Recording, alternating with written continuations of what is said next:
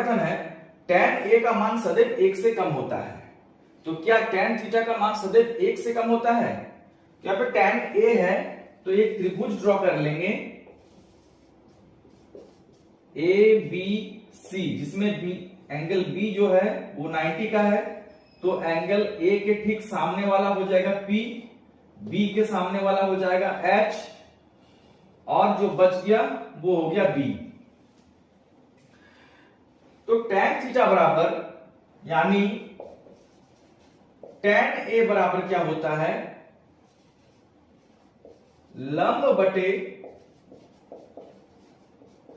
आधार। तो ये लंब है, आधार है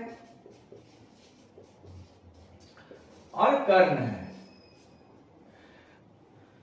tan A बराबर लंब बटे आधार। tan A का मान सदैव 1 से कम होता है, यानी लंब बटे आधार का मान सदैव 1 से कम होता है। क्या लंब बटे आधार का मान सदैव 1 से कम होता है?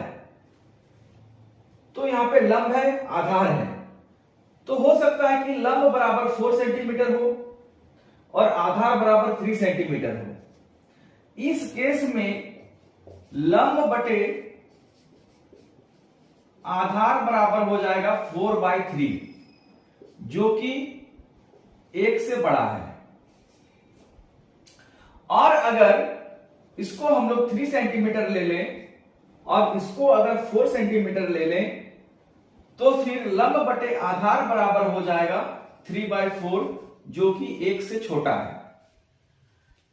तो यहां पे बोला है कि tan A का मान सदैव 1 से कम होता है। तो क्या सदैव 1 से कम हो रहा है? नहीं।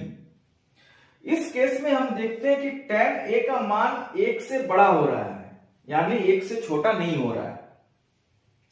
यानी tan A का मान सदैव 1 से कम नहीं होगा, क्योंकि लंब जो है आधार से बड़ी हो सकती है।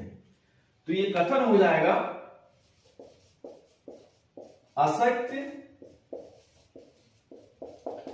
क्योंकि लंब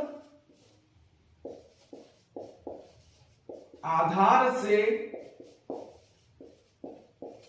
बड़ी हो सकती है। कोई भी बड़ा हो सकता है। अगर लंब बड़ा हो गया तो ग्रेटर देन 1, और अगर आधार बड़ा हो गया तो लेस देन 1। तो ये असत्य कथन होगा, क्योंकि लंब जो है आधार से बड़ी हो सकती है, और लंब जब आधार से बड़ी हो जाएगी तो इसका जो